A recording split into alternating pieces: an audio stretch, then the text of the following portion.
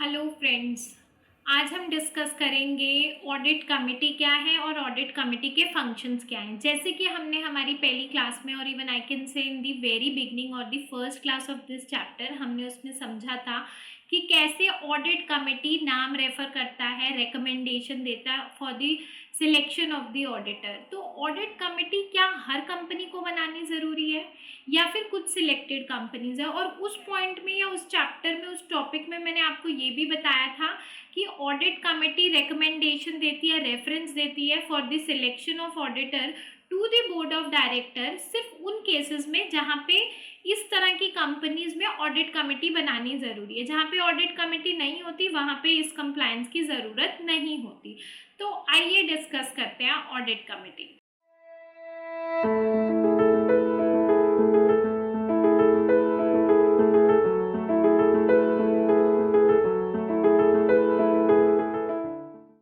सबसे पहले हम ये समझेंगे कि ऑडिट कमेटी किनको बनानी ज़रूरी होती है। सारी लिस्टेड कंपनी, जो जो पब्लिक कंपनी लिस्ट है स्टॉक एक्सचेंजेस पे, उनको ऑडिट कमेटी बनानी मैंडेटरी है।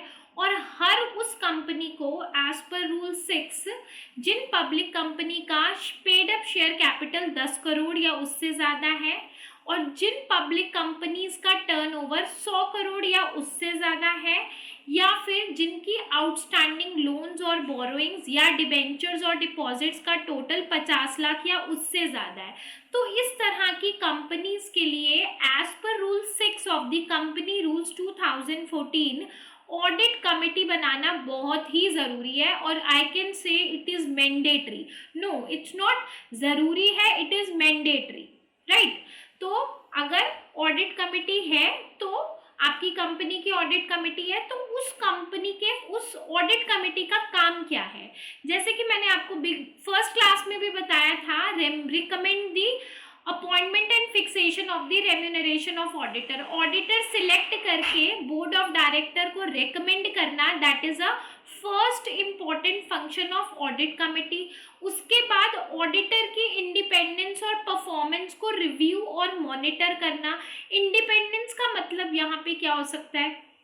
इंडिपेंडेंस का मतलब यहाँ पे है कि कहीं ऑडिटर किसी भी तरह से बाइज्ड या इन्फ्लुएंस तो नहीं है किसी भी ऐसी चीज़ से जिससे कि वो इंटेग्रली और यू कैन से ऑनेस्टली और इम्पार्शियली परफॉर्म कर रहा है या नहीं।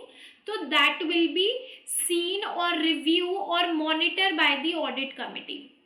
उसके बाद ऑडिट रिपोर्ट जो ऑडिटर आपको देगा उसको एग्जामिन करना भी ऑडिट कमेटी का ही जिम्मा है।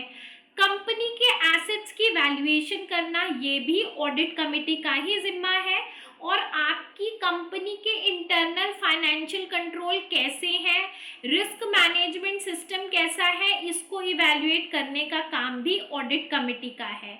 आपको ये भी चेक करना है कि जो पब्लिक ऑफर से फंड रेज किया है उसका यूजेज क्या हो रहा है, उसको कहाँ कहाँ यूज किया जा रहा है, इस चीज़ की इवैल्यूएशन करना भी ऑडिट कमेटी का ही काम है।